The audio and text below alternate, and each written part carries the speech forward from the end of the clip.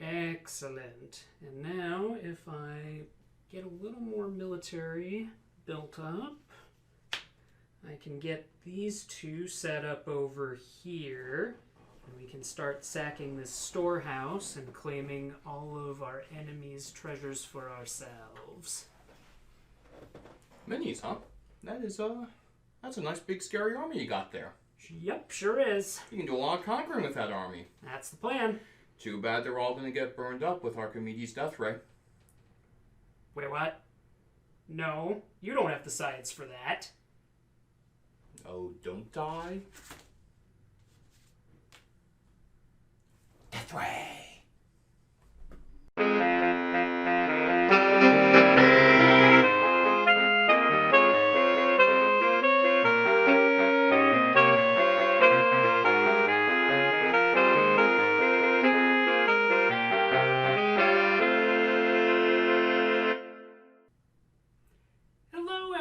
And welcome back to another episode of Unqualified Experts. I'm your host, Braden Gardner.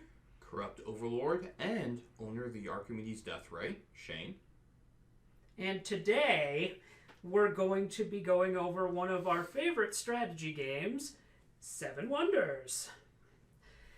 Seven Wonders, for those who aren't familiar, is a card drafting game where you're going to go through 3 ages of civilization, and you're going to collect different resources in order to be able to build up the state of your wonder, as well as set up military, science, and even guilds toward the end of the game.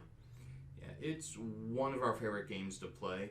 There's all types of strategy that go into it. As a note for those of you who have played it, no, I realize this game does not come with minis or a playmat, but we'd like to bring out the theater for you, so come on, it was a nice opening. It really was. Minus the death ray. I think it was great with the death ray. And how often do you get to say death ray with jazz hands? And if you like death ray jazz hands, please make sure to subscribe and give us a thumbs up, because we do appreciate it. Now, with that being said, well, it was a nice segue. Give me credit. Fine. Professionalism. Seven Wonders, you're diving into it, and it's one of the few games where it's really good with north of 4 players, which is part of the reason we love it. You can have 5-6 players at the table, and it's just fantastic. So you're diving in, you've played a few games, and if your experience is a lot like mine, wow, you got your butt kicked those first 2 times. So how do you get yourself up to par with everyone at the table who's had a few more rounds than you? Well, the first thing, the most important single step with any game of Seven Wonders is to immediately look at what your neighbors are doing. And this is even before you draw your first card. Basically, once you play some of the different factions, some of them very clearly are based to go after science. Some of them are resource-producing machines. Some of them, unfortunately, have these little red marks that indicate bad times and armies are probably coming from one of your borders. But you want to get that information right away, because it can tell you a few things. You might realize right away, okay, all the fancy resources are on the other side of the table. I cannot play the science game from this position. And so you can start to make that shift in strategy before you pour in too many level 1 cards. Maybe you realize, hey, there's all kinds of resources over here, but the people who need those for their wonder are over there, and you go super heavy on the resource game early on. You may figure out pretty quickly that, hey, your neighbors don't care if they build a military or not, and you can steal a lot of early game points with just a card or 2. Just seeing what your neighbors drew and what they're keeping, especially in the first couple of cards, will tell you a lot about what they plan to do, and that lets you make a much better strategy for the whole game. Agreed. And paying attention to what your neighbors are doing is just good advice for any card drafting game in general, because it will give you signals as to what your opponents are kind of thinking as far as a game plan, especially in games where they're revealing what they're taking as the cards are being picked up. Yep. So that's just a good rule of thumb for drafting games like Seven Wonders, like Bunny Kingdom, games like that. Paying attention is an undervalued skill. Yeah, and I feel like with Seven Wonders, it's especially important because while you have kind of your ideal strategies based on what faction you drew and what you have early on, you're not always going to get to play that. And the sooner you know what problems your neighbors might be causing you, the sooner you can come up with a strategy that actually gives you a chance to win.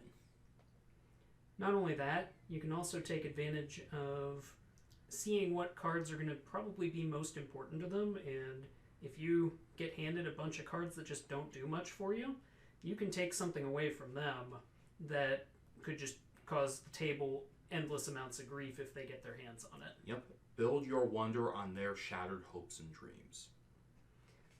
It's a good segue. And a good foundation for your wonder. But assuming that you're not fortunate enough to have shattered hopes and dreams on hand, let's talk a little bit about when it's appropriate to actually start working on your wonder in Seven Wonders.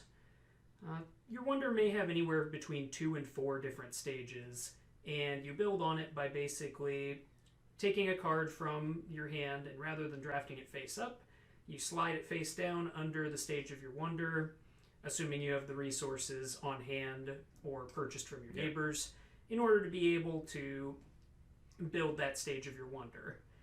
Now, generally speaking, cards in Seven Wonders get a lot more powerful as the game progresses. So there is a pretty popular school of thought that you should rush out your wonder as quickly as possible in the first age or two, with a couple of exceptions. Any of the wonders that allow you to dig through discarded cards in the discard pile, you obviously want to wait until age 3 on building that stage. Because then you have the much stronger cards discarded to choose from at the end. And of course, if you need a way to permanently take something that you know someone else is going to want out of play, slapping it under your wonder is the best way to just make sure it's gone. And I'll be honest, this is one of the things I actually struggle with the most in this game, because it always feels like I'm getting 1 or 2 parts of my strategy going, and it's like, oh yeah, wonder, if I don't build that now, I'm going to be using my tier 3 cards. And you very rarely end up winning a game where you find yourself in that situation. There are exceptions. There have been a few times where maybe you built a really good but specific engine, and so you just can't use most of the tier 3 cards. But even then, that is a really rough gamble the dice to take. And from a hate drafting standpoint, you could just sell the cards you can't use in tier 3 that your neighbors want for some extra gold. So there's really not a good reason to waste that and to wait. And with some, depending on what your faction is, some of them, the bonuses are really specific. And if you get like a end of round bonus or end of age bonus, you want that part of the wander done right away. You want to get as much out of it as possible. Because the difference between getting 3 extra cards and 1 easily could be the game. I've seen it happen. Yeah, we both have. And kind of going with that, resources are important, and that's where a struggle comes in. The resources come in rounds 1 and 2. And we're talking about both basic resources and some of the fancier ones you need for building up a science game. Because in round 3, there are no resource cards. So if you did not build in the first 2 rounds, and your neighbors don't have what you need, or you can't afford it, well, that is a problem, isn't it, Braden? Yeah. And it's definitely not a position you want to be in, because a lot of the high value point cards, a lot of the guilds require, 3, 4, 5, 6, 7 different resources, which if you didn't gather them early, you're going to have to either buy them from your neighbors, which will get expensive very quickly if you did not pick up a market, or you're just out of luck and can't take the card and are discarding what could be a top tier card for 3 gold. Or, if you're lucky, building up your wonder. And that's no good. Yeah. And it can be a rough balance, because while it's tempting to hoard all the resources you want, and that actually can be a viable strategy, a lot of these buildings, the most efficient way to build them in the second age or the third age is to have a predecessor building that leads into them. Meaning if you skipped all those level 1 science and military buildings, then you have to pay 4 resources or 5 resources or 6 resources instead of just getting that building for free.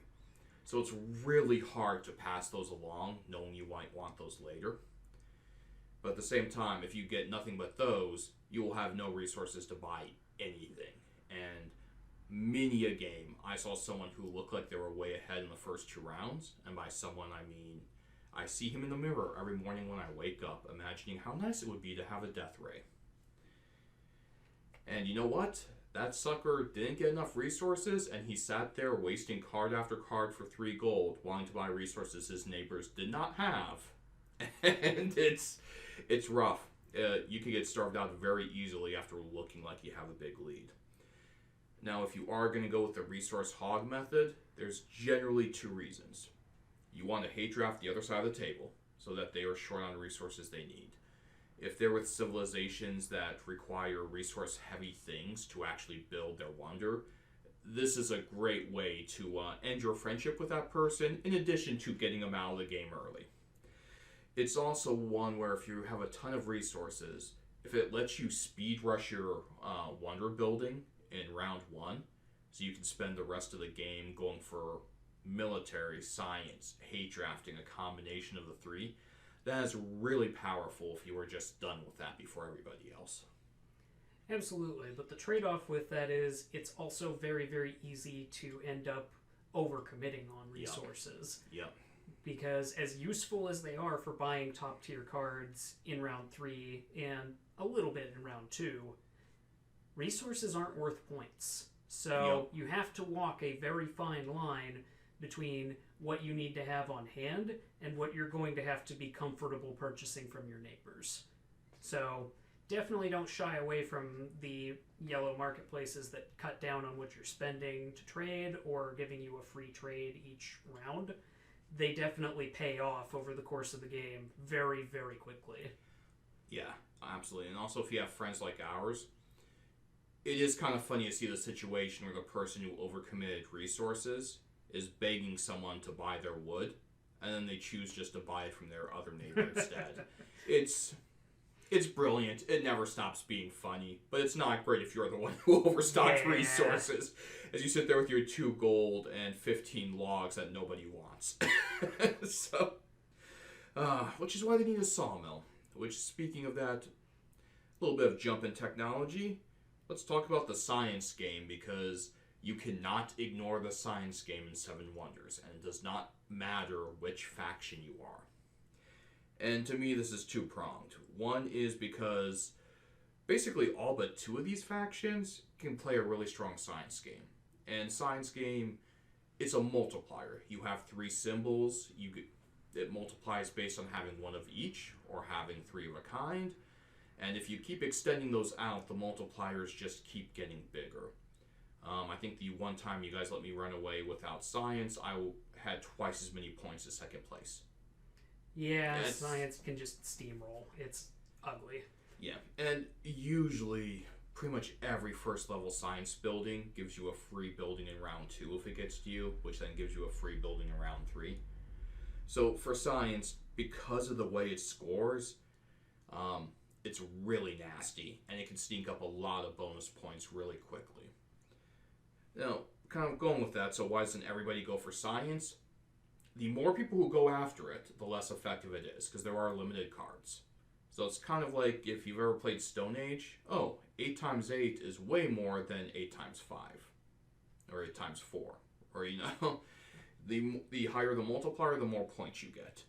And it can ramp up dramatically, but if you have 2 people going for the same cards, it just takes 1 or 2 people paying attention in the middle. Oh, no, I'll use this science card to build my wonder. Or I will just take it because it's funny, and it trolls both of them. Also happens a lot at our table. Mm-hmm.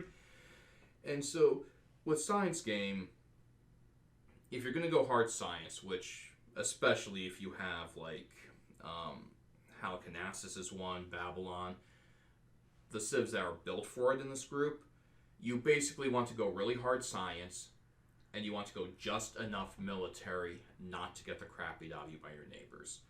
Because a lot of times with a smart table, you need just a little bit more than pure science. If your neighbors ignore their military, so you can avoid the -1 penalties from losing at the end of each age, and you can even sneak in a few points here and there, a lot of times that's enough to tip the tables in your favor. Add in that 2 of the level 1 science buildings, the apothecary and workshop, let you build free military buildings in the second age. You just don't have an excuse not to defend yourself. A little bit of military and a lot of science. And if they're not paying attention, you can do what you want. You're going to steamroll the table. Yeah, you're not wrong. And part of the thing with military is it's also very, very easy to overcommit on it. So you don't want to get too distracted by it, because other strategies like science or even points are both more valuable than military on their own. But military is a great supplement to pretty much any multi-tiered strategy, and can easily make the difference between you winning and losing. And I feel like in the perfect game with a lot of these strategies, you want just enough in military to be ahead of both your neighbors with the minimum investment, if you can pull that off. Now, if your neighbors, such as, patrons like Madclaw and Trident, are bloodthirsty and will never, ever, ever let a military card go by if they're next to you, hi guys, there's nothing you can do. But if the military is really spread out on the table, get that just enough to keep yourself from getting a penalty, or just enough to steal a point or two from one of your neighbors. And a lot of times this will look like, if we were at a table, I would get just enough to zero out what Braden's sending at me, and then that would give me enough to get bonus points off my neighbor who's ignoring military. Because in that situation, it's a little bit of investment goes a long way, because a lot of games you decide by a couple points or less. And since you did mention kind of the military threading everything, which I think is correct, it kind of does, one of my favorites is what I kind of call the hybrid game. This is devastating if done well with especially roads, because their bonuses already give you a special resource for science and extra military for doing the wonder.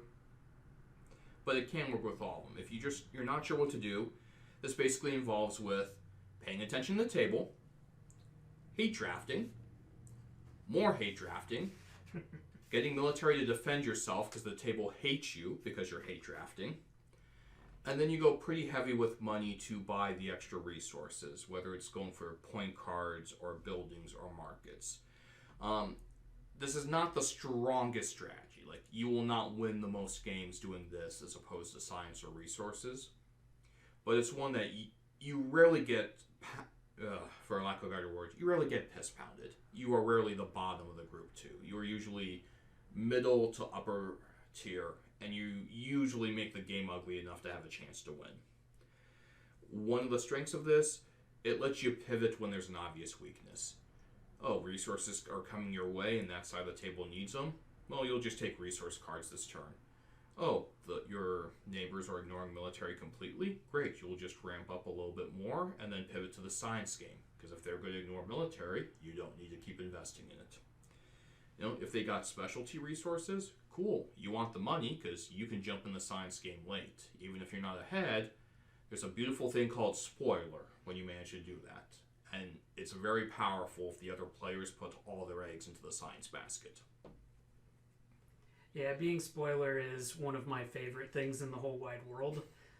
I love to hate draft. I love to basically slam key cards into my wonder. Occasionally I'll discard them for money, but we play it with enough people who like to play I get to dig through the discard pile when I finish this stage of my wonder, that's a little more risky. So I'm okay with just taking key cards and socking them away. Another thing that I like to do that I've really kind of come around to because I've been destroyed by this so many times, in addition to just kind of monitoring military, if you don't have a better thing to do, sneak some point cards into your strategy. A couple of those go a long, long, long way. Yep, and I think a lot of the time point cards are kind of underrated. And it's fair, I do this all the time, because you grab one or two, it's not a big deal. But we've watched the occasional player who would just then grab 5 or 6. And They beat us way more often than we put them in their place. So when you rack them up, it works. Now, one strategy we want to address, because on paper and in theory, it seems like a great strategy. And it will fail you every single time. So Star Trek fans, do not play Seven Wonders like a Ferengi, aka the money game. It doesn't work. If your main focus is gathering money here, you're in for a bad time, is the nicest way I can put it. It's a trap. Yep.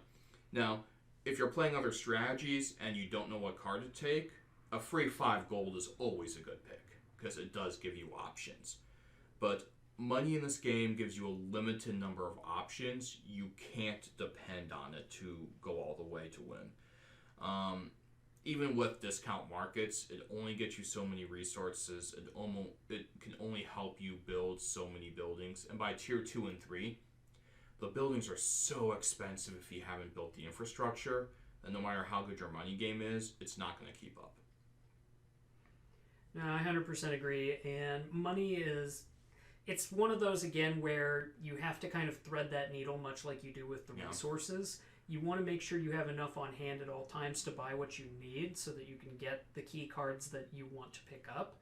But you don't want to have too much either, because its application is fairly limited past a certain point, and it's only worth 1 point for every 3 coins you have at the end of the game. So while it's worth more than stockpiling resources, it's not worth enough to bridge any sort of meaningful gap.